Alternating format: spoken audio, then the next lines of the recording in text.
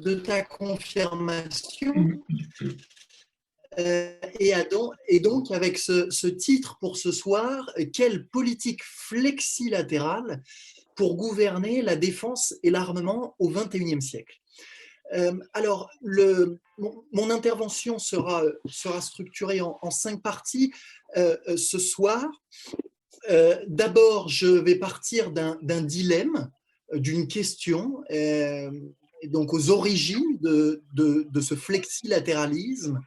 Puis je vous présenterai, Valérie a eu la gentillesse de commencer à le faire, à la définition de ce concept, de ce néologisme, puis des principaux éléments constitutifs de ce flexilatéralisme, avant de vous proposer une typologie de forme du flexilatéralisme. Il ne prend pas toujours la même forme, et ensuite d'essayer d'analyser les effets à partir d'un cas d'étude, si j'ose dire, les paradoxes de l'action conduite par le chef de l'État depuis son élection en 2017, avant quelques mots conclusifs.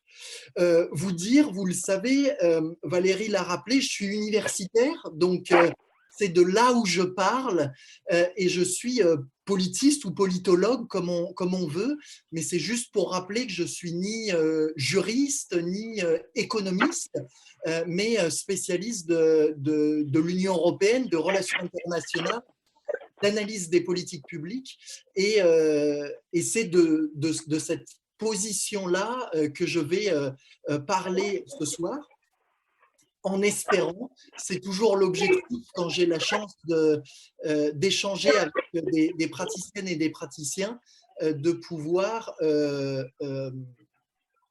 vous faire réfléchir peut-être, et en tout cas qu'on puisse réfléchir ensemble, et que ça peut vous apporter quelque chose par rapport à votre connaissance de ces questions qui sont, cela va de soi, beaucoup plus importantes que celles que je peux avoir. Alors, le dilemme aux origines du flexilatéralisme: comment la France gouverne-t-elle la politique de défense? La défense bien sûr du territoire national, mais les opérations extérieures, les OPEX, et les politiques d'armement, je pense à la production, à l'acquisition, aux exportations au XXIe siècle.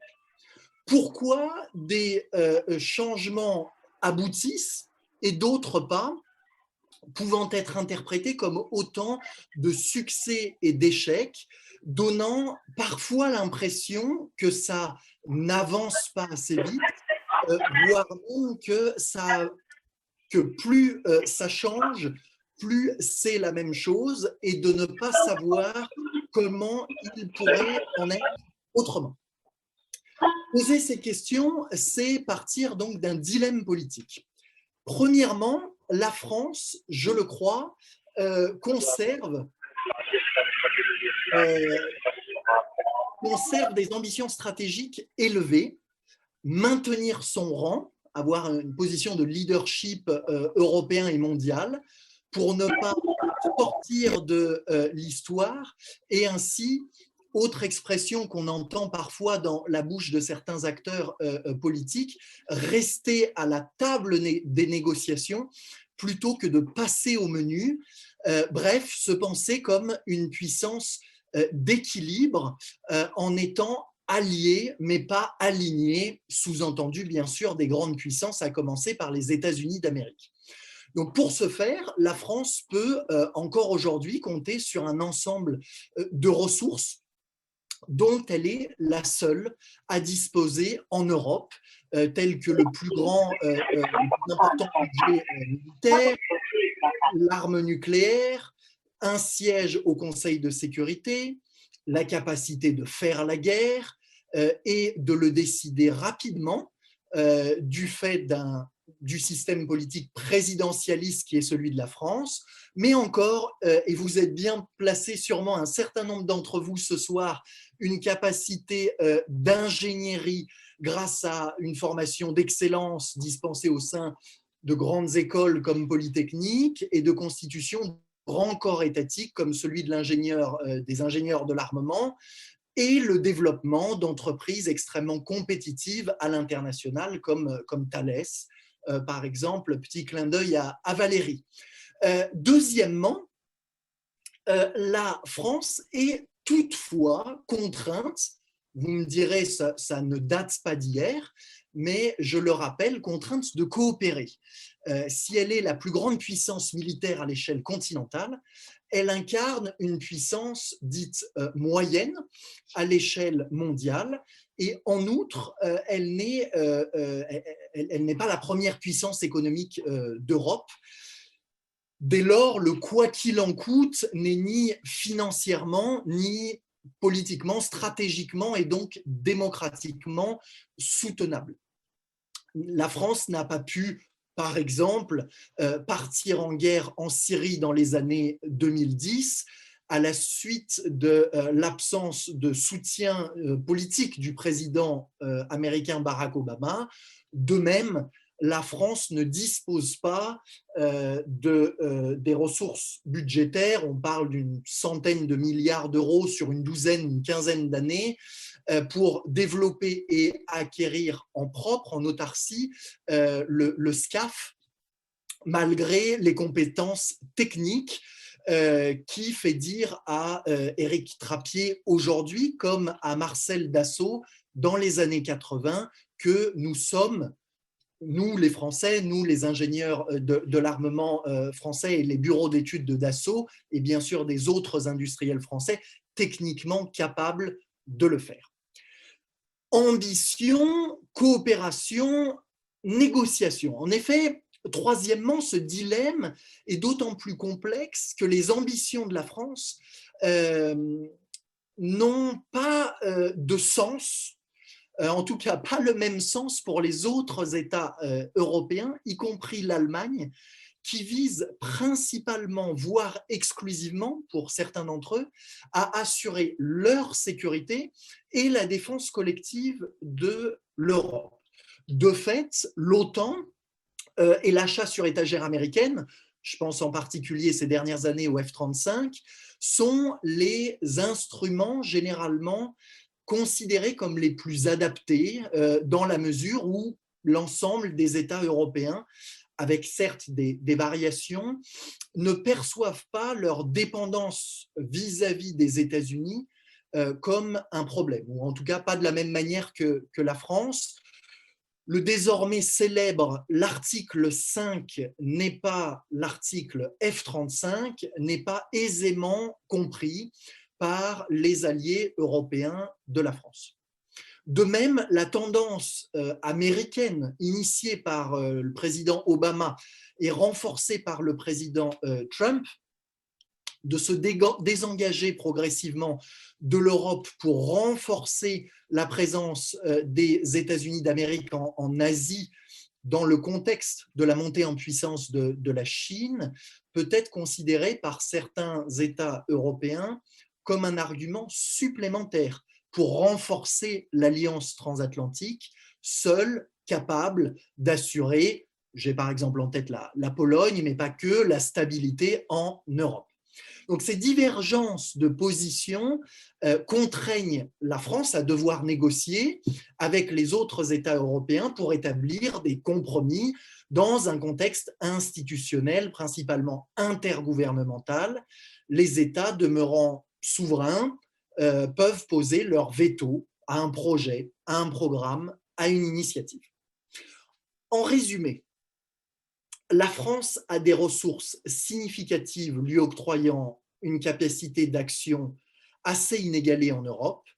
Elle est la plus grande puissance militaire en Europe, bien évidemment égale au Royaume-Uni si on intègre nos alliés britanniques. Toutefois, secondo, ces ressources sont insuffisantes pour atteindre les ambitions de la France, la conduisant à coopérer. Elle représente une puissance moyenne à l'échelle mondiale. Devoir coopérer pour ne pas être isolé, le coût matériel n'est pas tenable. Troisièmement, ces partenariats interétatiques ne vont pas de soi dans la mesure où la France ne défend pas a priori les mêmes positions que ses alliés. devoir coopérer sans se faire absorber. Le coût symbolique d'une telle absorption ne serait pas acceptable. Voilà le dilemme que je voulais poser aux origines du flexilatéralisme pour commencer cette conférence. Et j'en viens à ma deuxième partie portant sur la définition du flexilatéralisme. En effet, face à ce dilemme politique, des arbitrages sont réalisés entre des second best choices, pour parler en bon français, les marges de manœuvre de la France n'étant, me semble-t-il, ni absolues, ni nulles, mais elles sont plutôt relatives, c'est-à-dire au fameux TINA, There is no alternative, développé en particulier dans les années 80 par Margaret Thatcher, la première ministre britannique. Je crois qu'il est plus juste, qu'il est plus réaliste d'évoquer un TESA, There are some alternatives. Et de fait, il ne s'agit pas seulement d'un enjeu d'expertise, de technocratie, de la bonne ou de la meilleure décision, mais de décision renvoyant à une stratégie, à un modèle politique ayant par définition ses atouts et ses risques. Ces arbitrages sont pris par des acteurs politiques, du président Sarkozy au président Macron, de la ministre Michèle Alliot-Marie à la ministre Florence Parly, qui ne partagent pas toujours les mêmes positions du fait de leur divergence politique, mais aussi de leur perception du contexte, des contraintes imposées par celui-ci, par le contexte, et des effets de l'entourage, de la haute fonction publique, des officiers, de l'industrie, et au-delà, je pense bien sûr, et en particulier depuis un certain nombre d'années maintenant, de l'opinion publique et des réseaux sociaux. Par conséquent, les décisions peuvent être différentes et même contradictoires d'un gouvernement à un autre, et parfois lors d'un même mandat.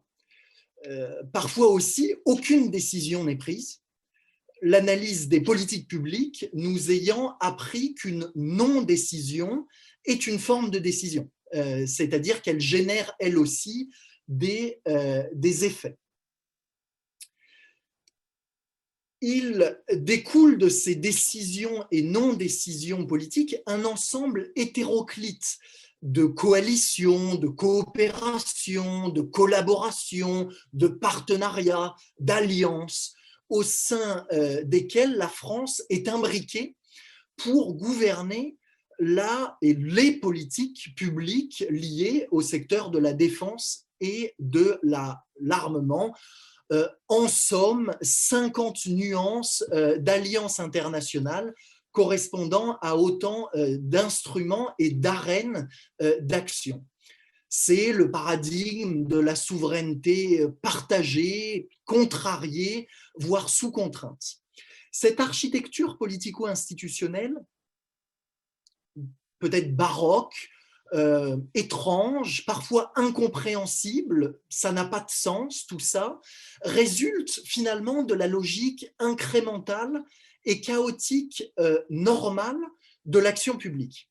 Et c'est ce que j'appelle le flexilatéralisme, ce néologisme que j'ai développé et qui renvoie, Valérie le rappelait en propos liminaire, ce néologisme définit la politique par laquelle un État, la France, l'Espagne, le Royaume-Uni, l'Italie, un État mobilise simultanément différents types de coopération internationale pour répondre à un problème public, une crise sanitaire, le changement climatique, l'enjeu migratoire. Aujourd'hui, ce qui va nous intéresser ce soir, c'est les politiques, encore une fois, de défense, bien sûr, et d'armement.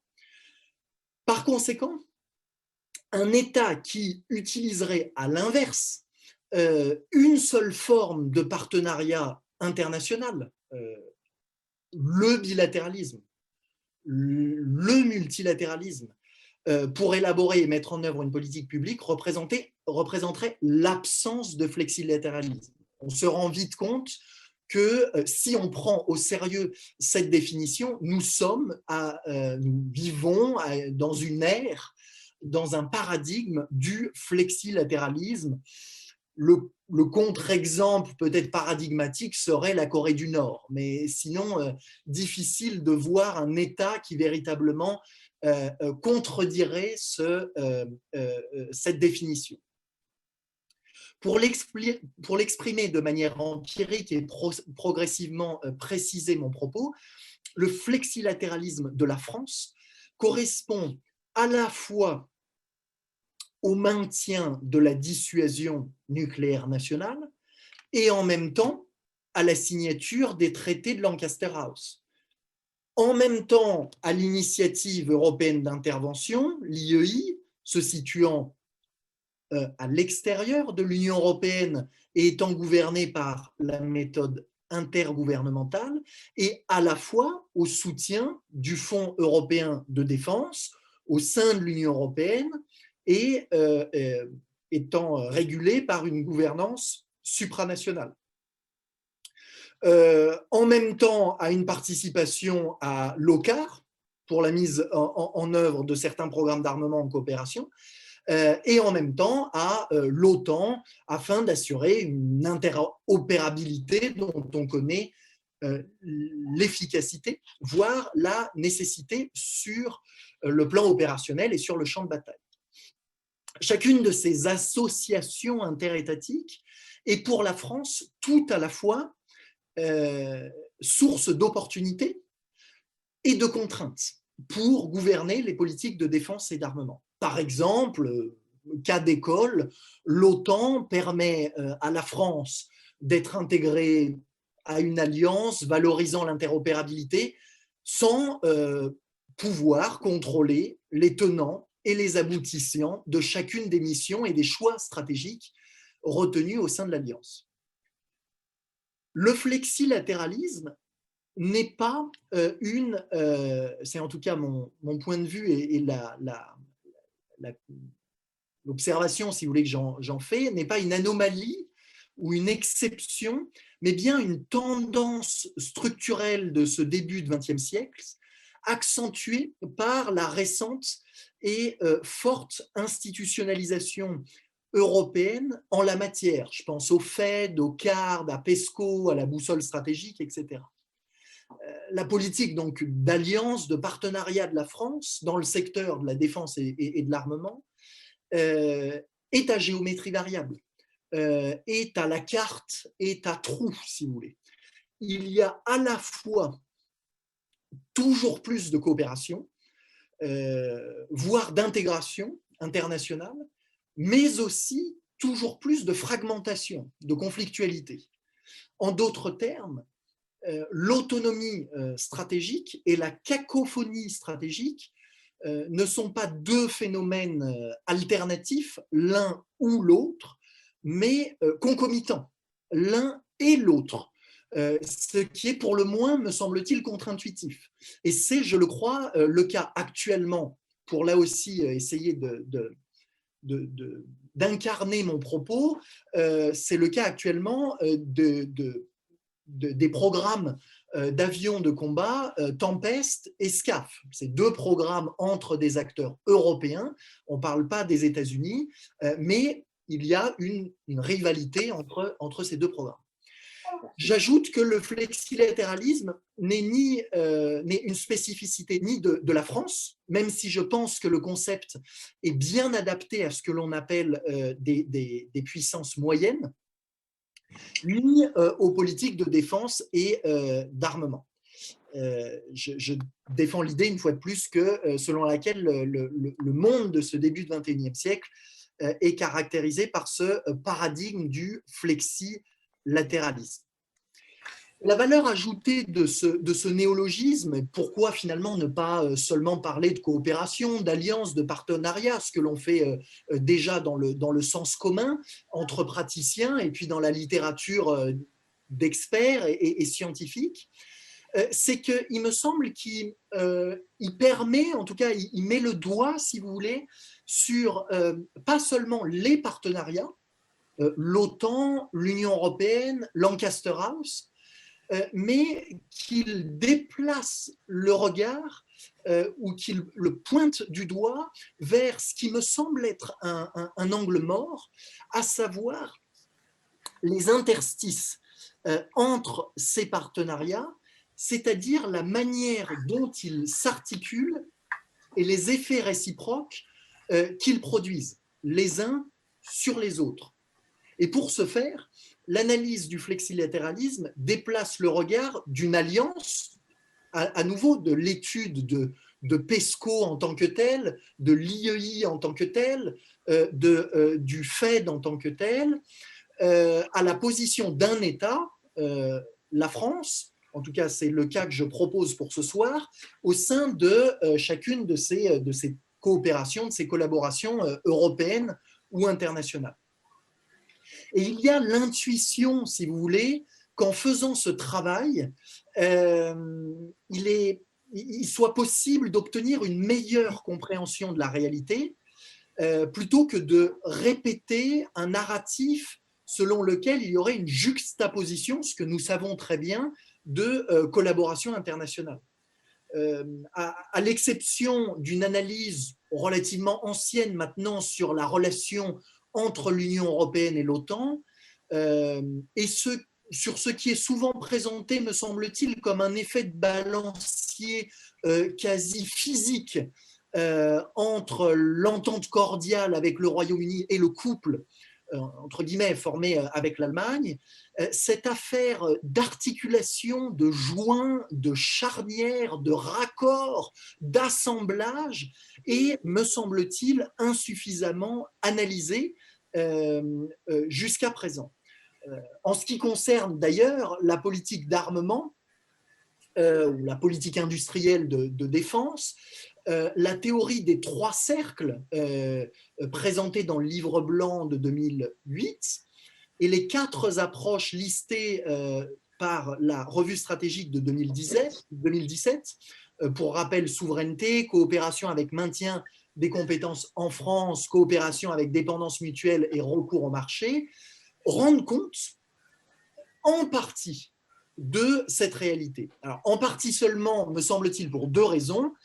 D'une part, parce qu'il s'agit de modèles qui ne prennent pas en compte le chevauchement, à nouveau, politico-institutionnel existant, faisant penser qu'il y aurait une juxtaposition claire de chaque catégorie, et donc, d'une certaine manière, un jeu à somme positive.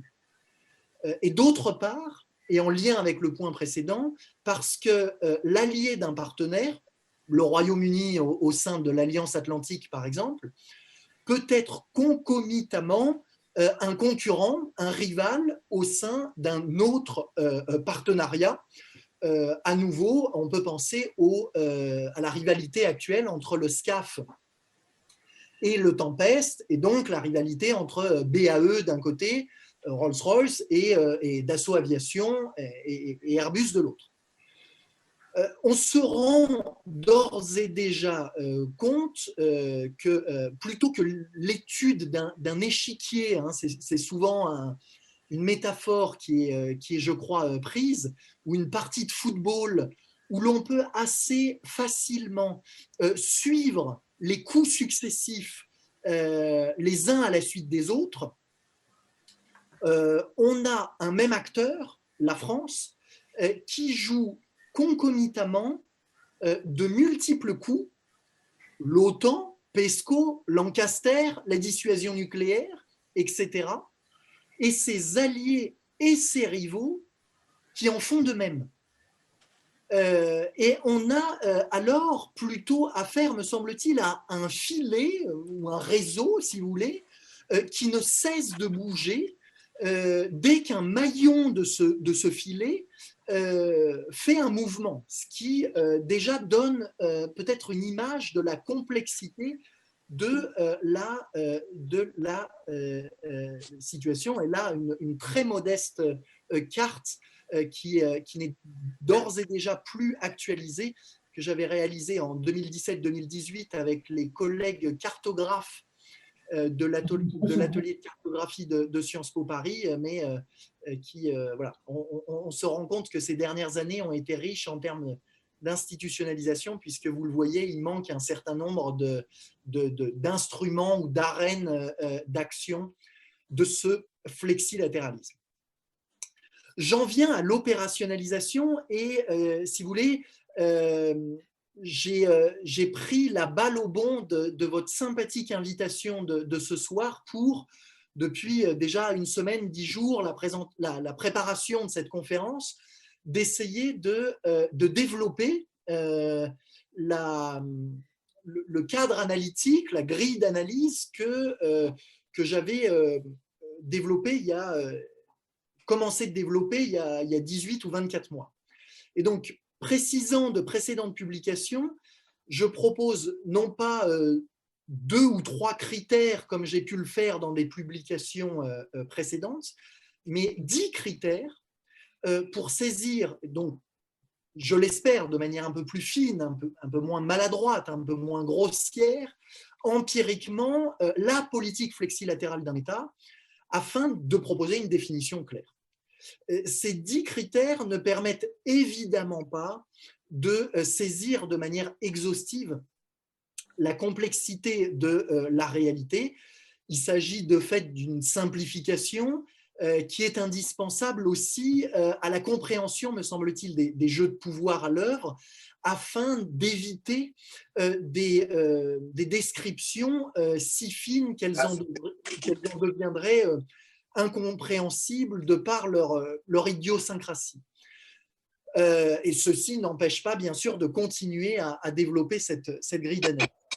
L'objectif est de répertorier les différents instruments et arènes d'action correspondant à autant d'éléments constitutifs du flexilatéralisme, afin de les comparer et d'en dégager des similitudes et des différences.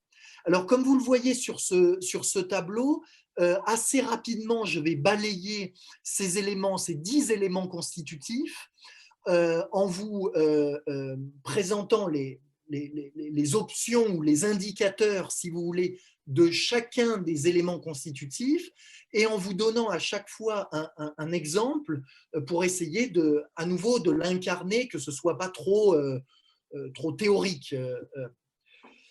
Alors d'abord le format, bien sûr, hein, le format qui peut être unilatéral. Je pense à la dissuasion nucléaire. Alors bien sûr, on peut évoquer certains éléments de partage dans le cadre de Lancaster House, mais globalement, on reste, me semble-t-il, sur un cadre national pour les enjeux de la dissuasion. Bilatéral, on peut citer l'exemple de la coopération franco-britannique avec Lancaster House. On a fêté le 10e anniversaire récemment. Ce que l'on qualifie de plus en plus dans la littérature de minilatéral, hein, c'est une coopération qui va au-delà d'une coopération bilatérale, mais qui reste assez exclusive.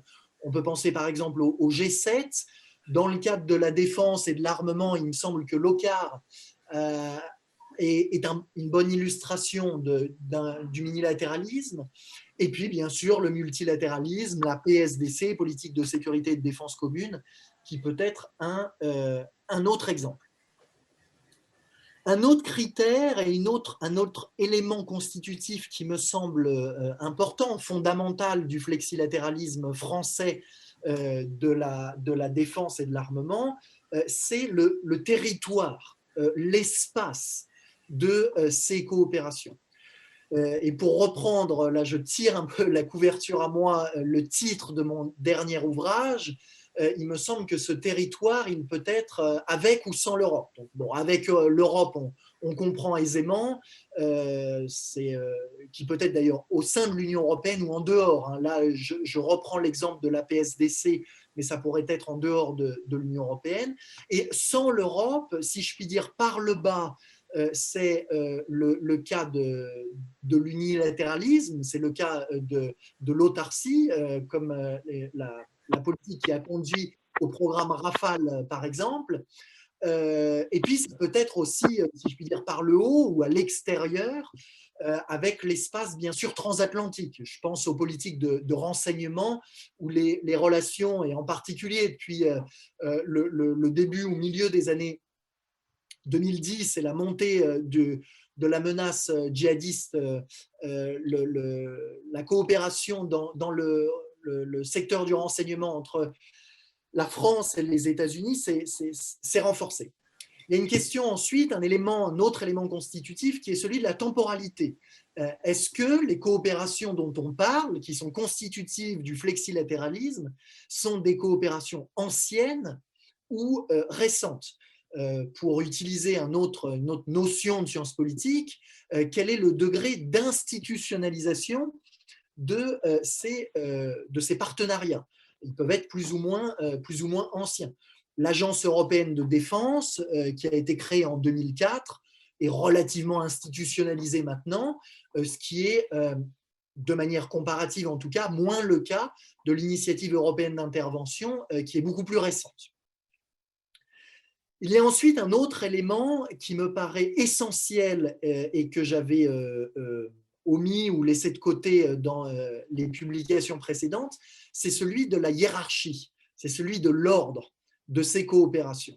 Dans quelle mesure les relations entre les États, entre la France et ses alliés, Allemagne, Royaume-Uni, États-Unis, Espagne, Italie, etc., sont relativement symétriques ou asymétriques, dans un sens ou dans un autre d'ailleurs, hein, ce qui revient aux éléments de langage sur le nation lead et junior partners, pour parler en bon français. On peut considérer par exemple, à nouveau, hein, toute chose égale par ailleurs, que sur le programme Tigre, il y avait des relations qui étaient relativement symétriques entre les acteurs français et les acteurs allemands. Dans le cadre du démonstrateur Neuron, c'est évident qu'il y a un acteur, en l'occurrence industriel, qui est l'acteur leader, qui est Dassault Aviation.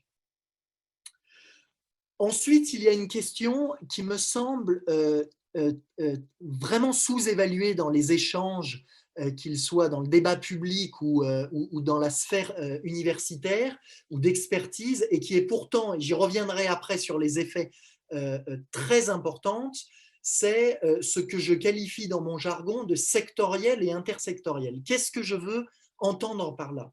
C'est quand une coopération, à nouveau un partenariat, une alliance, a pour objectif exclusivement de répondre à des enjeux liés au secteur, liés aux enjeux donc militaires de la défense et de l'armement. L'initiative européenne d'intervention n'a qu'un seul objectif, c'est de répondre à des enjeux sectoriels. C'est de répondre, en l'occurrence plutôt d'ailleurs à des enjeux liés à la défense qu'à l'armement, mais peu importe, c'est de répondre à des enjeux liés à ce secteur-là, au sens large, disons, du secteur militaire, au secteur de la défense. Alors que d'autres coopérations qu'investit la France, et je crois que c'est le cas de PESCO, n'est pas que sectoriel. Qu'est-ce que je veux dire par là? C'est que PESCO est une arène ou un instrument d'action qui est intégré au sein de l'Union européenne, qui est un mécanisme institutionnel que l'on retrouve dans le traité de Lisbonne. Et de facto, il me semble qu'on peut en tout cas l'interpréter de manière intersectorielle, c'est-à-dire que du moment que la France agit au sein de l'Union européenne, pour le pire et pour le meilleur, hein, je ne porte pas de jugement normatif, alors il peut y avoir une réflexion, une stratégie qui ne se limite pas à la défense. Et donc, par intersectoriel, j'entends qui peut avoir un lien avec une stratégie liée à la politique monétaire, à la politique migratoire, à la politique liée à la sécurité intérieure, etc. Le mode de gouvernance, ensuite, est un autre élément constitutif qui me paraît important, et qui me paraît à prendre en compte.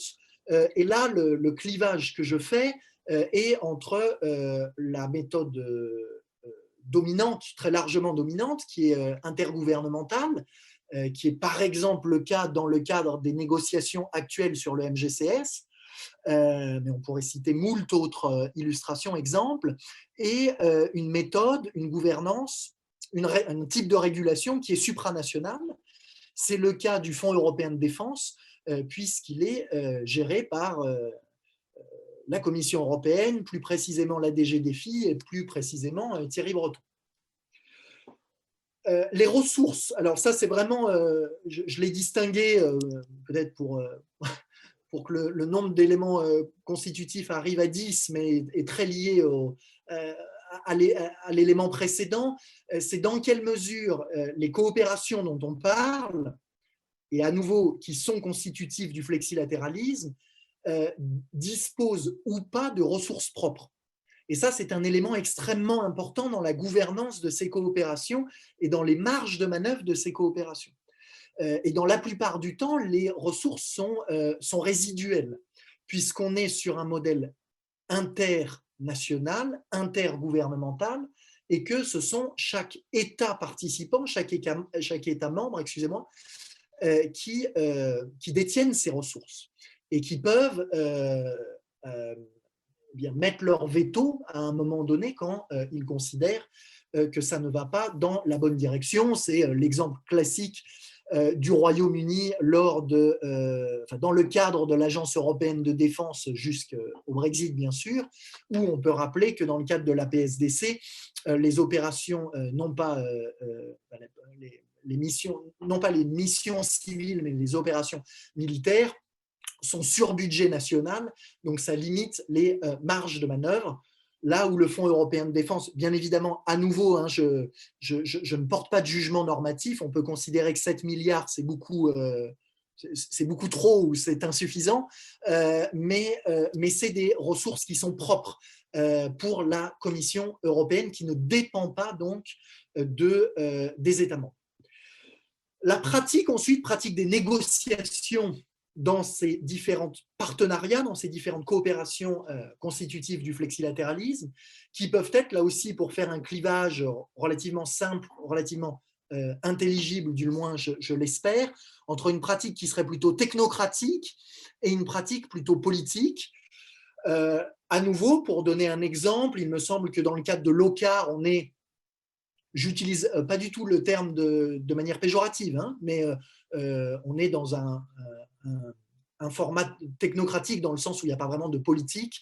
À l'OCCAR, on est après les négociations véritablement politiques pour la mise en œuvre des programmes en coopération, là où, par exemple, le ministère des Armées, en tout cas sur un certain nombre de dossiers, va avoir, et c'est son rôle, une position incarnée par la ministre plus politique.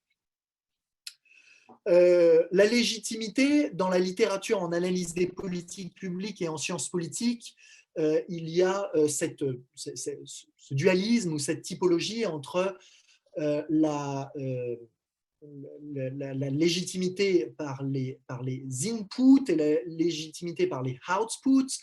La légitimité par les inputs, c'est ce que l'on pourrait traduire en bon français, la légitimité par le peuple. Donc ça reviendrait en fait à un enjeu démocratique. Et la légitimité par les outputs, ça serait l'idée d'une légitimité pour le peuple, si je puis dire, c'est-à-dire par l'efficacité. Est-ce que les actions qui ont été prises sont efficaces ou pas? Force est de constater dans le cas français que la dimension démocratique des enjeux est plus restreinte que dans d'autres pays européens. L'exemple que j'ai trouvé peut être la réforme constitutionnelle de 2008 portée par le président Sarkozy, Et puis, un exemple très récent, puisque le CIPRI a sorti hier les résultats de son étude annuelle, les exportations des industriels français de l'année dernière me semblent un parfait exemple d'une légitimité par les outputs. Enfin, même si vous l'aurez compris, mon modèle est très statocentré et très associé à l'État, puisqu'il s'inscrit à nouveau en relations internationales et par ma filiation à la science politique plutôt qu'à l'économie ou au droit, mais tout de même un critère lié à l'économie politique et au capitalisme de la défense. Il me semble qu'un autre élément constitutif important du flexilatéralisme, c'est le degré d'autonomisation des entreprises vis-à-vis de l'État, qui peut être plus ou moins fort, plus ou moins faible. Les deux exemples que je donne, vous le voyez, Naval Group avec encore une relation extrêmement symbiotique, si je puis dire, avec l'État, là où sur en tout cas une dynamique historique sur un quart de siècle, il y a une autonomisation progressive de Airbus, même si bien évidemment l'entreprise reste très liée à l'État, mais aussi par la nature de sa production, hein, duale, qui n'est pas la même qu'un groupe comme Naval Group.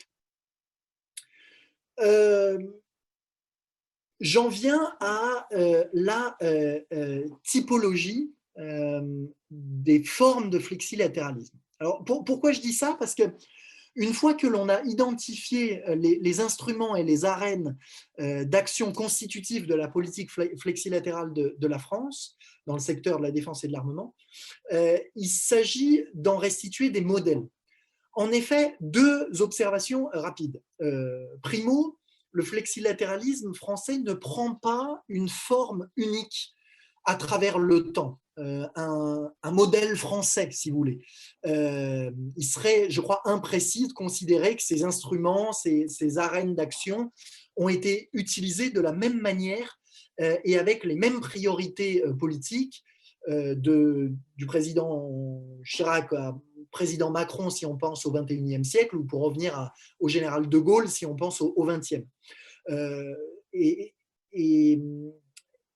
Et je pense qu'il peut y avoir ici un risque de surestimer a priori que l'ensemble des acteurs politiques d'un même État fonctionnent de la même manière et ont la même définition et les mêmes perceptions des intérêts nationaux. Secondo, pour autant, on observe des constantes à travers le temps dans les choix qui sont réalisés par les acteurs politiques nationaux, aboutissant à réfuter l'idée selon laquelle ces choix résulteraient principalement du hasard ou de la chance ou de la seule réaction contingente à un contexte politique. Je laisse de côté les théories du complot.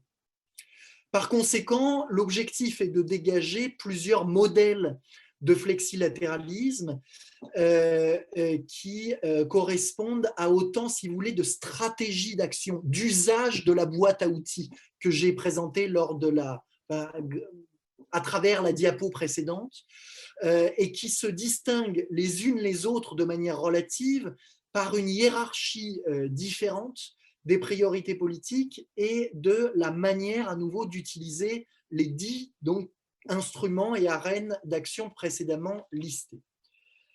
Alors, la difficulté de l'exercice, comme toujours le diable se cachant dans les détails, est de distinguer suffisamment clairement chaque modèle pour obtenir une typologie relativement claire, sans exagérer ces différences pour demeurer au plus près de la réalité observée, qui, comme toujours, est protéiforme et donc ambivalente. Et donc, afin de dégager dans une perspective comparative les similitudes et les différences du flexilatéralisme français, je retiens 4 modèles correspondant à 4 présidents s'expliquant par notre régime présidentialiste, de la Ve République, le général de Gaulle et le président de Gaulle, Mitterrand, Sarkozy et Macron. Et à partir de là, je reprends. Alors là, je vais très vite pour ne pas être trop long et j'aurai plaisir à répondre aux questions s'il y en a.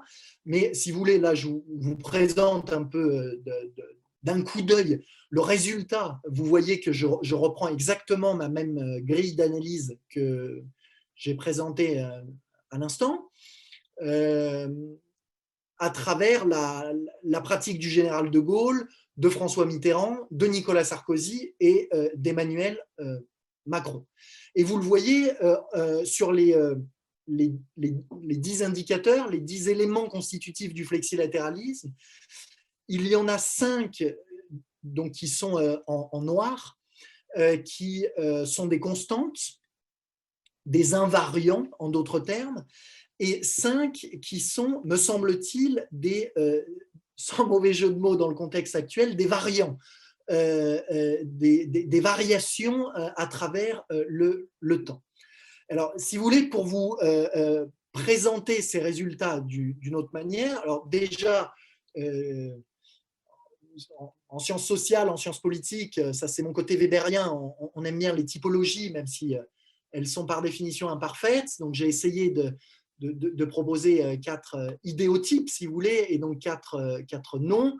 Souverainiste pour le modèle gaullien, intégrationniste pour le modèle mitterrandien, atlantiste pour le modèle sarkozyste et symétrique pour le modèle macroniste. Et je propose, si vous voulez, une autre vision de ces résultats, de cette typologie, c'est de le proposer de cette manière-là.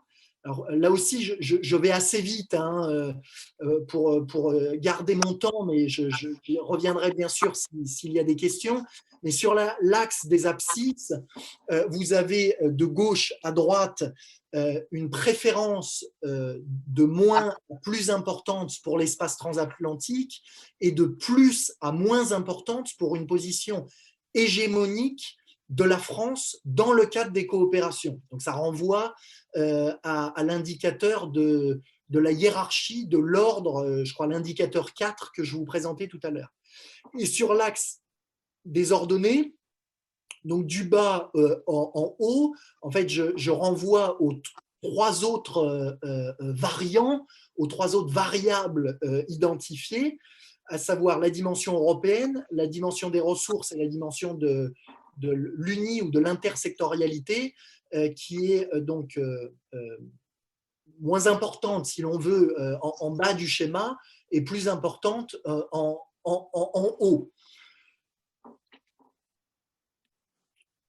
Et j'en viens sans transition à suggérer quelques remarques sur les effets de cette politique flexilatérale à partir de l'action du chef de l'État depuis 2017. Je resserre, si vous voulez, l'étau pour essayer d'être le plus précis possible pour engager ensuite notre discussion. Alors, en quelques mots, avant d'en revenir à chacun pour essayer d'être le plus systématique possible, chacun des 10 éléments constitutifs, les remarques un peu transverses, c'est de dire que je crois qu'on peut considérer qu'il ne manque pas d'initiatives depuis 2017, mais qu'en revanche, on peut s'interroger sur l'articulation, ce qui est au cœur donc du flexilatéralisme, des différentes initiatives et donc et en même temps présidentiel, et peut-être de mettre en avant quelques incohérences, ou paradoxes entre les discours, les actes et les résultats attendus du fait d'objectifs ambivalents à court, moyen et long terme. Ce n'est pas du tout spécifique au président Macron, mais vous l'aurez compris, je me concentre sur ce cas-là. Et je pense aussi pouvoir dire que le flexilatéralisme est un art complexe, au-delà des éléments constitutifs que je vous ai présentés. Je crois qu'il y a ce que j'appelle une double interdépendance qui est extrêmement complexe pour les décideurs politiques actuelle et qui n'est pas propre à la France, c'est une interdépendance par le bas, si je puis dire, et par les réseaux sociaux et l'opinion publique. Alors, un exemple, c'est le Brexit, par exemple, hein, et puis une interdépendance par le haut, avec la libéralisation de l'industrie de la défense et des entreprises, avec des marges de manœuvre qui sont moins importantes pour l'État qu'ils ne l'étaient il y a 25 ou 30 ans. Le résultat pouvant être une continuité assez forte en faveur de ce que l'on qualifie dans la littérature scientifique de French Europe, et qui renvoie finalement plutôt à une Europe peu intégrée, à une Europe intergouvernementale, Europe des nations, dirait le général de Gaulle. Alors, très brièvement, pour vous donner quelques idées de ces paradoxes et de l'intérêt, je l'espère, du concept de flexilatéralisme pour comprendre la complexité de la réalité politico-institutionnelle et militaro-stratégique. Il me semble que, premièrement, sur le format, lié au format, on peut relever dans le discours et dans la pratique du président de la République qu'il insiste en même temps sur les coopérations européennes, tous azimuts, et en même temps sur le partenariat stratégique avec la Russie. Le président Poutine a été invité à Versailles fin mai, soit 2 semaines et demie, 3 semaines après l'investiture du président Macron. À nouveau, pour cet exemple comme pour tous les suivants, je ne prends aucun parti normatif. Est-ce que c'est bien, est-ce que c'est mal? Je mets juste en exergue le fait que, parce que bien sûr on peut considérer que c'est une très bonne chose de faire, ou c'est nécessaire que de faire ce pas vers la Russie, mais juste de considérer, de relever que cette action peut avoir, plus exactement des effets sur les coopérations européennes en mettant le doute chez un certain nombre d'alliés de la France, les pays baltes par exemple, la Pologne, mais aussi l'Allemagne. Le territoire ensuite, ça me semble intéressant d'observer à quel point ça vaut pour les politiques comme ça vaut pour les industriels d'ailleurs, à quel point il y a souvent cet élément de langage selon lequel l'autonomie stratégique ou la souveraineté, elle est nationale et européenne. Or, ce n'est pas la même chose. Et là, il y a une habitude, ou un habitus presque, de lier les deux ensemble, sans avoir toujours conscience peut-être que ce n'est pas en tout cas reçu de la même manière de la part, à nouveau, des alliés de la France. La temporalité. Je reprends l'exemple de l'initiative européenne d'intervention d'un côté et d'un soutien de PESCO de l'autre. On peut se demander, alors que la France, même si elle a un budget militaire extrêmement conséquent en comparaison des autres européens, est-ce que là, il y a une complémentarité entre ces deux instruments, ces deux arènes d'action, et cette complémentarité est-elle suffisamment comprise, réfléchie, ou est-ce qu'il n'y a pas une forme de dispersion, si je puis dire, des efforts et donc des ressources? Sur l'ordre, je crois qu'il y a une cohérence vers une forme non pas d'hégémonie, mais de leadership de la France en Europe. Ce qui est intéressant, c'est, je trouve, de voir ce qui est en train de se passer actuellement autour du SCAF, et est-ce que ça serait un contre-exemple. Sur l'intersectoriel, je crois que là aussi, il y a une forme de cohérence assez claire depuis 2017, le président de la République ayant fait le choix de l'Europe et donc de l'Allemagne plutôt que du Royaume-Uni en termes de préférence. Encore une fois, on est sur des éléments qui sont toujours relatifs. La question est celle de l'incertitude liée à l'agenda politique les élections et de la limite de cette stratégie politique. Peut-être qu'on pourra en parler lors du Q&A. En termes de mode de gouvernance, là, pour le coup, je crois qu'il y a un usage des deux modes de gouvernance, intergouvernemental et supranational, sans faire de choix. On pourra relever le fait que le budget de l'Union européenne est toujours à 1% du PIB et que la France n'a pas véritablement poussé pour renforcer ce budget-là, ce qui peut, ce qui à nouveau est tout à fait défendable, mais ce qui peut paraître contradictoire avec un certain nombre de discours, et je pense bien évidemment à tout le narratif autour de la Renaissance européenne.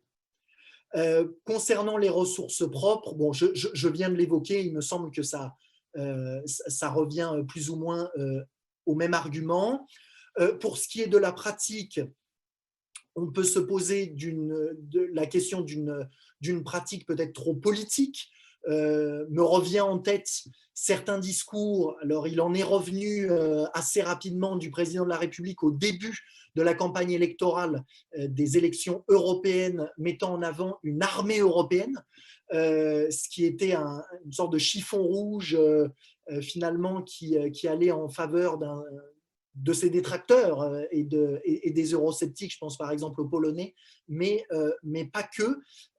Et donc là, il y a peut-être à s'interroger sur une pratique avec souvent une pratique française d'avoir souvent le verbe haut et donc d'avoir ce décalage entre le discours et les pratiques. La légitimité, on peut s'interroger sur un focus sur le concept de souveraineté, en tout cas certains le font, laissant de côté la dimension démocratique des processus, à l'échelle nationale d'ailleurs comme à l'échelle européenne. En cela, d'une certaine manière, la France reste la France. Et puis, sur le dernier indicateur lié au capitalisme de la défense, il semble qu'il y ait un volontarisme relativement fort sur les programmes, tout en ayant une posture finalement assez libérale de laisser faire sur les consolidations industrielles qui peut là aussi interroger. Voilà, en quelques mots, et je vous prie de m'excuser, je vois qu'il est déjà 7h04, donc je dépasse déjà de 4 minutes. Qu'est-ce qu'on peut dire pour maintenant ou pour la suite? Le contexte est bien évidemment génère de l'incertitude et de la contingence politique, mais aussi économique et stratégique. On est aussi dans un contexte de réflexion autour de la boussole stratégique à Bruxelles, de préparation de la présidence française du Conseil de l'Union européenne à Paris, et surtout, je crois, de cette perspective électorale extrêmement importante avec l'Allemagne à l'automne et puis la France dans un an. Le pronostic pour 2022, là aussi, c'est plus pour jeter une bouteille à la mer pour nos échanges. C'est plutôt une rivalité entre une stratégie symétrique et le modèle ou la stratégie souverainiste. Je ne crois pas qu'il y ait des forces qui correspondraient au modèle intégrationniste aujourd'hui suffisamment fortes ou au modèle atlantiste. Le risque peut-être de la stratégie symétrique, c'est de ne pas prendre certaines décisions politiques qui sont importantes et qui sont difficiles, au risque d'une renaissance européenne en trompe-l'œil. La stratégie souverainiste peut être une forme de travail sur l'hégémonie en Europe ou sur l'Europe ou de l'Europe, au risque d'une forme de provincialisation de l'Europe à l'échelle mondiale. Là, il y a un jeu d'échelle. Voilà, pour véritablement conclure que je crois que le 21e siècle sera caractérisé, l'est déjà, par le flexilatéralisme. C'est assez probable, reste à voir quelle forme il prendra pour la France comme pour ses alliés et avec quels effets. Je crois que c'est l'avenir aussi et d'abord de la France qui est en jeu. Je vous remercie de votre attention. Eh bien, merci beaucoup, Monsieur Faure. C'est maintenant le moment des questions-réponses. Donc, je vais inviter chacun de nos auditeurs à proposer des questions par voie écrite pour éviter, pour me permettre d'animer. Et comme toujours, il faut une première question. Donc, je me permets de faire cette première question. Nous nous réveillons le 18 mars 2035. Pourquoi 2035? C'est une date que nous avons fréquemment dans nos réflexions au sein des groupes de recherche et des entretiens armement et sécurité de 3AED. Donc, nous nous réveillons dans 14 ans. Quel est le paysage de l'industrie de défense des pays européens ou de l'industrie de défense européenne? Vous voyez ma distinction. Je fais la distinction entre une industrie de défense des pays et une industrie de défense unitaire ou intégrée de l'Europe dans sa totalité. Je suis très, très intéressé par votre réflexion sur ce point-là. Qu'en pensez-vous? Merci beaucoup pour cette première question qui est une question lourde. Vous Oui. commencez là avec le surnom que je vois sur votre écran, vous le portez bien, j'ai l'impression. Bon. Et donc, je crois que je serais bien, qu'il nous faudrait encore bien davantage de temps. Mais quand même, pour essayer d'éviter de vous faire une réponse de Normand et dans le prolongement, ou en tout cas dans l'esprit de ma présentation, c'est que si on se réveille dans 14 ans, en 2035, peut-être que je peux dessiner deux scénarios, si vous voulez, qui représenteraient pour moi comme vous l'aurez compris, deux formes du flexilatéralisme français. Il y aurait une forme de flexilatéralisme français qui serait davantage, non pas digéré, peut-être digéré, mais dirigé par ce que j'ai qualifié dans ma typologie de stratégie symétrique. C'est-à-dire qu'on aurait peut-être que le président Macron serait réélu, il y aurait ensuite en 2027 donc un président ou une présidente qui serait sur une politique comparable, disons, et donc il y aurait une tendance à une BITDE, puisque je crois comprendre que c'est le cœur de votre question, qui serait le E serait un peu plus capital letter, serait un peu plus lettre capitale qu'actuellement, qui reste quand même tout petite. Hein. On sait bien que Airbus et MBDA et dans une certaine mesure Thales sont les arbres extrêmement importants, mais qui couvrent tout de même la forêt d'une BITDN qui reste très nationale et que l'on comprend et que l'on sait, enfin, on en connaît les sources historiques. Et donc, pour être plus concret, nous aurions davantage de programmes d'armement en coopération européenne. Le SCAF serait une réussite. Le MGCS serait une réussite. J'entends par réussite, il y aurait une confirmation de ces projets. Hein. Je ne porte pas là aussi de jugement normatif et encore moins technologique d'ingénierie sur ces technologies. De la même manière que pour les entreprises, il y aurait davantage de One MBDA, il y aurait davantage de Airbus. Le deuxième scénario, pour ne pas être trop long, serait un scénario qui serait dirigé par une stratégie que je qualifie à nouveau, pour être en lien avec ma présentation, de souverainiste.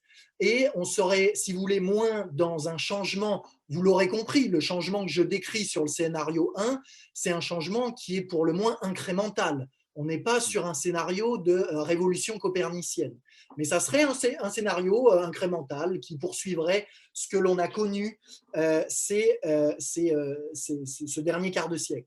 Le deuxième scénario, ça serait plutôt un coup d'arrêt, ça serait plutôt le statu quo, sans aller jusqu'à d'autres exits de l'Union européenne, mais il y aurait des gouvernements qui seraient plus favorables à des positions davantage souverainistes qui renforceraient probablement une conflictualité à l'échelle interétatique et internationale en Europe et qui sûrement réduirait les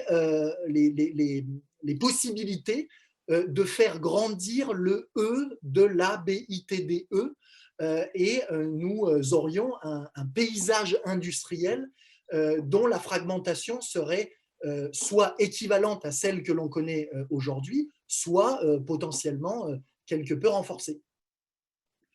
Merci beaucoup. Ben maintenant, j'ai un certain nombre de propositions de questions et je vais me permettre de vous les transmettre. La première est de l'Agent général François Lureau, qui a été délégué général de l'armement il y a maintenant quelques années, qui pose la question suivante. Est-ce que les modèles ne sont pas largement influencés par le complexe militaro-industriel qui est largement hégémonique, voire souverainiste? Ensuite, le politique fait du pragmatisme en tenant compte des contraintes, notamment financières, dans un style très anglo-saxon. Je remercie le président Lureau le délégué Lureau de sa question, qui, comme toujours, est extrêmement nourrissante. Sur le premier point, je fais d'une pierre deux coups et je fais un peu de promo pour mon dernier bouquin qui se veut une sorte de critique frontale du concept de complexe militaro-industriel et qui développe celui de configuration. Donc, ce n'est pas du tout de dire que, bien sûr, il y a des interdépendances très fortes entre les élites militaires de la haute fonction publique, les ingénieurs de l'armement de la DGA et le pouvoir politique, mais qu'il y a aussi de la conflictualité en même temps et qu'il y a des configurations.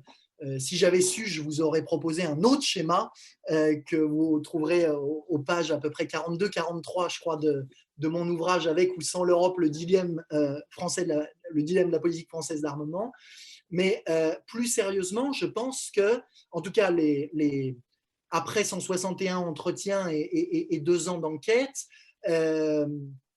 auprès d'ailleurs de certains d'entre vous, je vois certains noms, j'ai remis en question cette idée d'un complexe militaro-industriel unique et le fait qu'il y aurait différentes configurations. L'une d'entre elles est souverainiste, pour en revenir directement à la question posée par François Lureau, et hégémonique, pour reprendre ce terme-là. Une autre est plus favorable aux coopérations européennes, et une troisième serait, disons, plus atlantiste, pour reprendre le terme que j'utilisais tout à l'heure.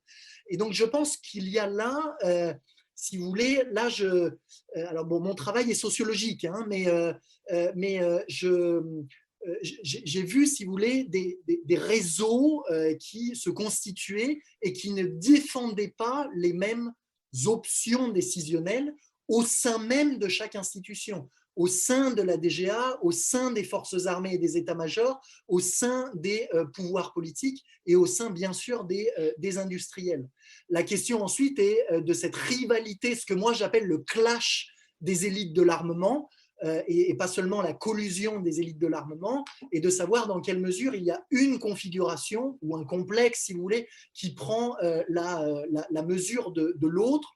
On reste dans un régime présidentialiste, et donc de mon point de vue, les résultats de mes recherches, en d'autres termes, c'est que le président demeure à une position, un rôle, et a des ressources très importantes.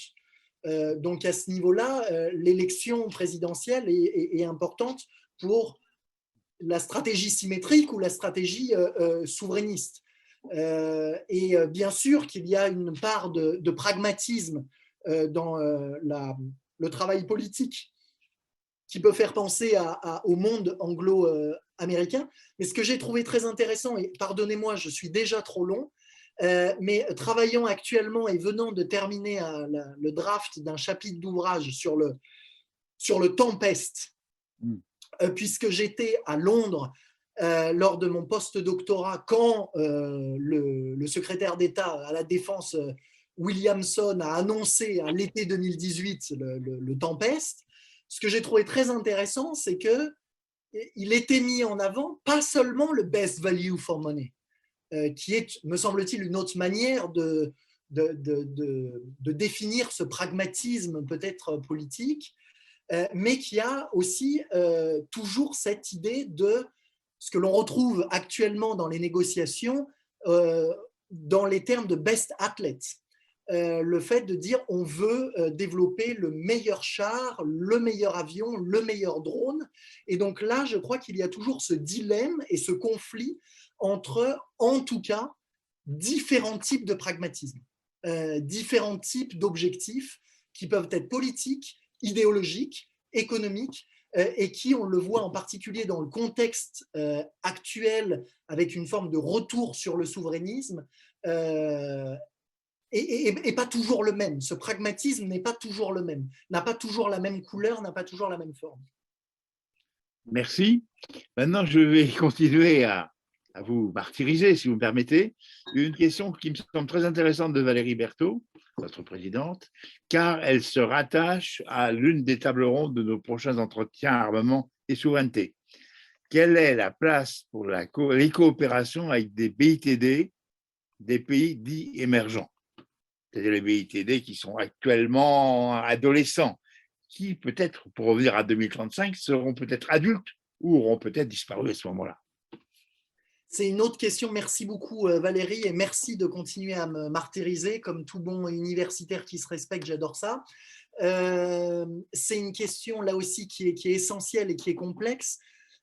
J'y répondrai par quelques observations que j'ai pu faire dans mes recherches, et qui renvoient vraiment là aussi au cœur du flexilatéralisme, c'est-à-dire en fonction des États qui sont privilégiés par les autorités d'un pays, en l'occurrence la France, alors le format du flexilatéralisme ne sera pas le même, et donc, comme vous l'aurez compris, n'aura pas les mêmes effets à court, à moyen et à long terme. Un exemple, j'avais eu le plaisir d'écouter le président directeur général de Naval Group, qui était invité ce midi par l'IFRI pour parler des enjeux liés au naval. Forcément, Naval Group a un partenaire qui est essentiel pour lui maintenant, qui s'appelle l'Australie, que n'auront pas nécessairement d'autres industriels de premier plan européens. Un autre exemple, une autre illustration, alors là, je repasse de l'autre côté de la Manche. J'avais été extrêmement intéressé de constater, quand j'avais fait cette enquête à l'été 2018, alors peut-être parce que l'enquêteur était un Français et parce qu'on était dans ce contexte de Brexit qui était extrêmement lourd pour les autorités britanniques, mais j'avais été frappé à quel point le Royaume-Uni disait « bon, la France nous a lâchés pour l'Allemagne, donc plutôt que le FCAS, ils font le SCAF avec notre allié allemand. Et ben nous, plutôt que de s'allier avec eux, on regarde du côté de l'Inde, du Japon, de l'Arabie Saoudite et de la Turquie. » Je me souviens que c'était les acteurs qu'ils avaient, qui ressortaient dans les entretiens. Et là-dessus, il y a un vrai enjeu pour les industriels et aussi pour le pouvoir politique. Et le dernier élément de réponse que je ferai sur cette question, puisque je pourrais continuer là encore bien longtemps, c'est ce que je qualifiais tout à l'heure d'intersectoriel. C'est-à-dire que forcément, un industriel, si je reprends mon exemple de Naval Group avec l'Australie, c'est essentiel. Il va y avoir ensuite des visions stratégiques qui vont se concentrer sur la défense et sur l'armement. Si on prend l'exemple du chef de l'État actuel, d'Emmanuel Macron, il a, je crois, à nouveau, je ne porte pas de jugement de valeur, c'est bien, c'est mal, mais c'est une observation, une perspective intersectorielle. Il met en lien la défense, les développements européens avec la zone euro, avec l'enjeu migratoire, etc. Donc, ce n'est pas seulement des coopérations pour des économies d'échelle, pour des liens pour développer la grand strategy de la France, mais c'est aussi beaucoup plus méta, en fait, beaucoup plus macro, de dire c'est aussi à travers ces projets-là que l'on inscrit, si vous voulez, l'avenir et le futur de la France dans l'Europe. Mais on pourrait tout à fait considérer le Integrated Review, le livre blanc des Britanniques est sorti hier. Leur idée de Global Britain, qui n'est pas nouvelle, c'est ça, c'est de dire mais nous, on est sorti de l'Union européenne, mais on est quand même dans l'Europe, et finalement, on ne se limite pas à l'Europe, et on va aussi chercher des partenariats forts avec l'Inde ou avec d'autres pays comme ça. Mon point, c'est aussi de dire qu'à un moment donné, ce n'est pas qu'un jeu à somme positive, et le et en même temps a ses limites, où en tout cas, il faut prioriser et hiérarchiser. Merci, c'est dense. Hein. Il va falloir ensuite qu'on digère tout ce que vous nous dites. Et ça prendra un certain temps. Enfin, moi, j'aime bien l'image du bovin qui doit ensuite remâcher pour comprendre tout ce qui s'est passé. J'ai encore quelques questions à vous poser, si vous me permettez. Une question, quelle sera de Lionel Bourdin, ancien de la Marine nationale, d'ailleurs, je le connais bien, bonjour Lionel, quel sera notre pouvoir de puissance nucléaire alors que d'autres pays souhaitent pouvoir interagir au sein du Conseil de sécurité? C'est le gros problème de l'ambition de l'Allemagne au nom de l'Europe et donc au détriment de la souveraineté française. Je crois que ce point de puissance nucléaire, j'appuie la question de Lionel, est un point qui peut conduire à la dislocation des grandes idées européennes.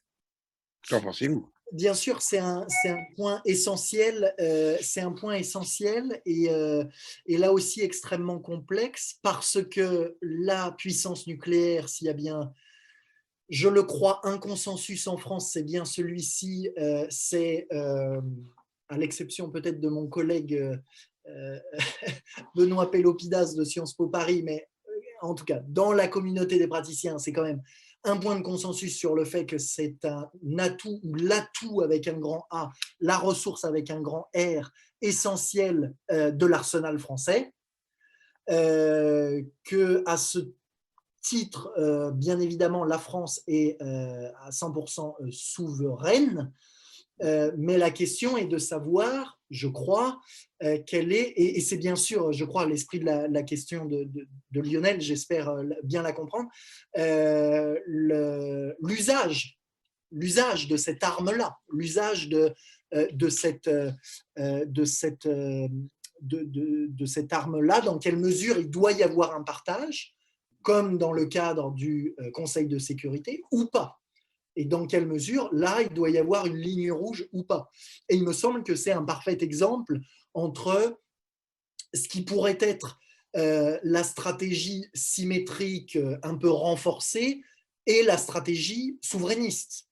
Dans le premier cas, il pourrait y avoir, c'était la proposition, enfin, le test en tout cas qui a été fait par le président, certains membres du gouvernement de tester cette idée de parapluie nucléaire français par rapport aux alliés européens, ou au contraire, de dire que là-dessus, ça ne se discute pas, c'est de la souveraineté nationale, that's it, that's all.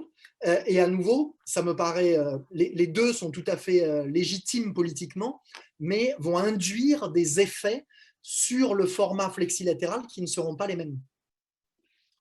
Merci, je vous dis, c'est très très dense comme information.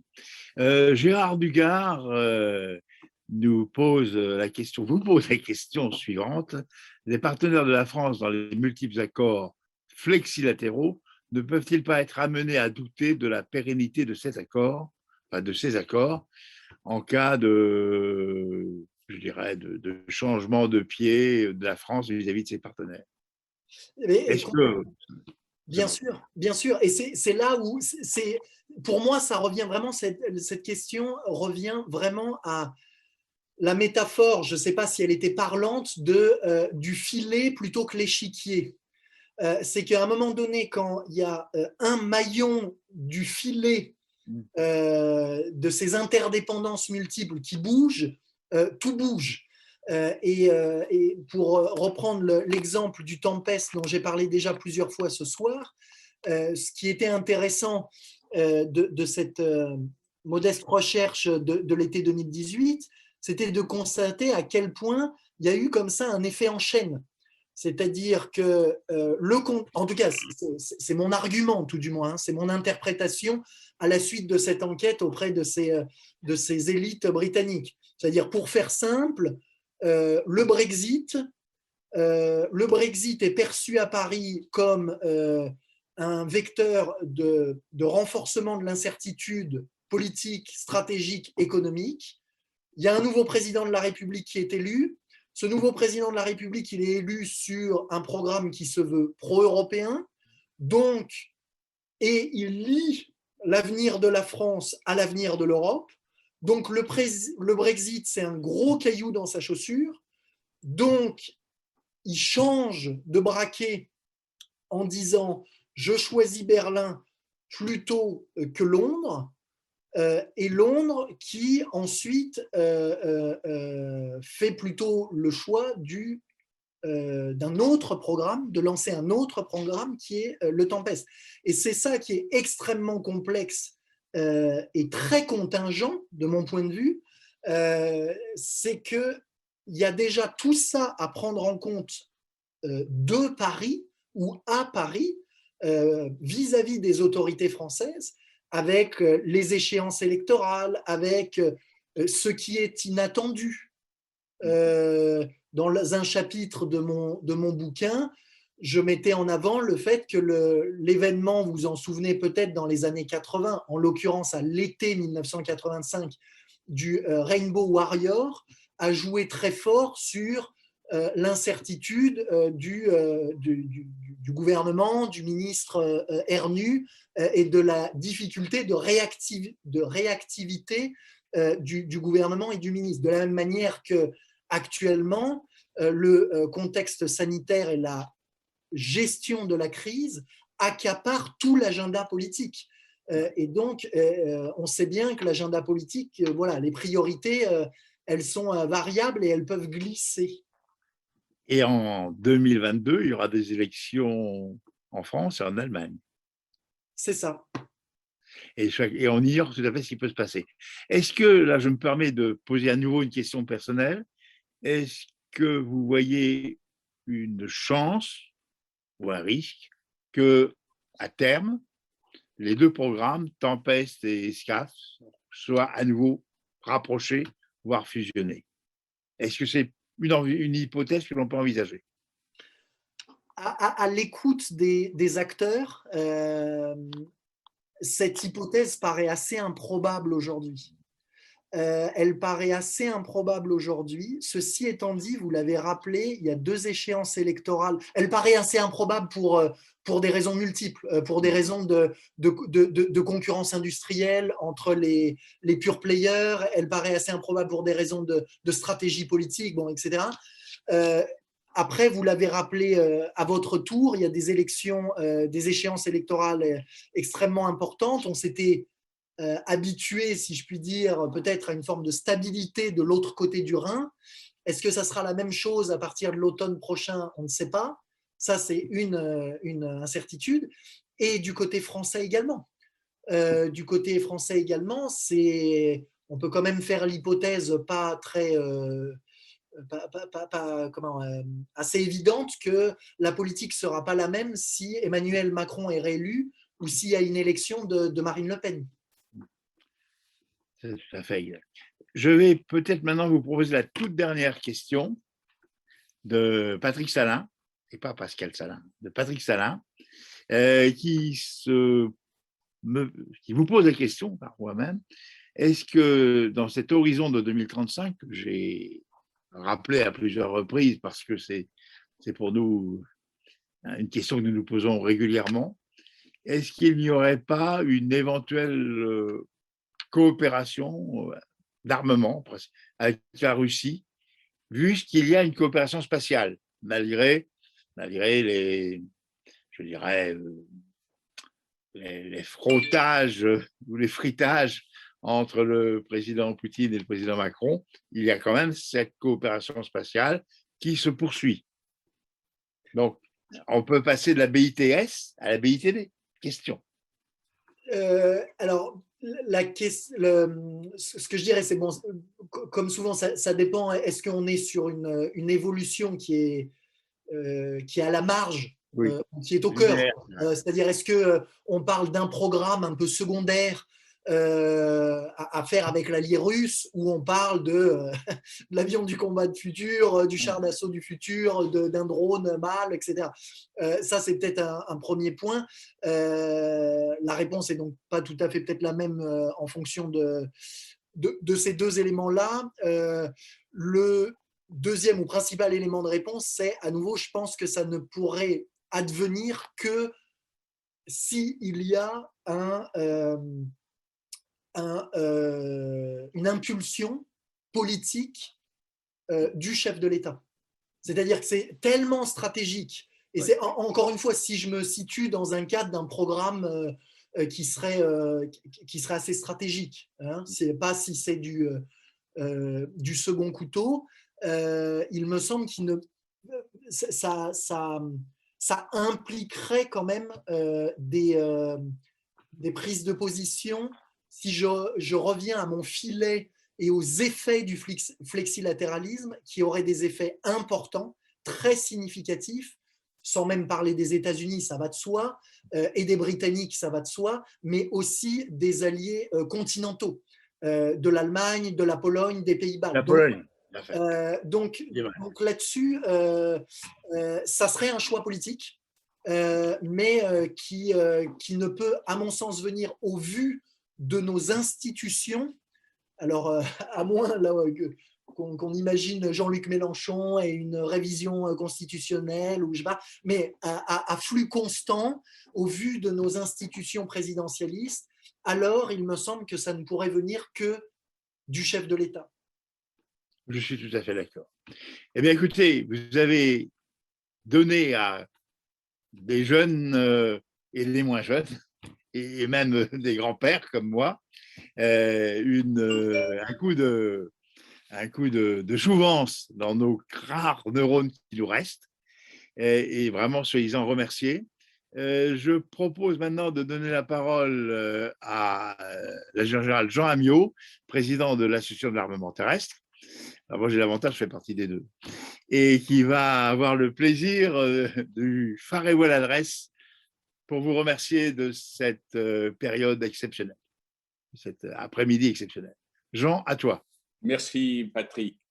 Monsieur Faure, au nom de l'Association de l'armement terrestre et de 3AED IHEDN, je tiens à vous remercier de cette excellente conférence qui, pour des anciens comme nous en particulier, a pu montrer une conceptualisation du vécu que nous avons eu durant notre vie professionnelle dans l'armement. Alors, le flexilatéralisme, tel que vous l'appelez, nous l'avons ressenti au livre blanc de 1994.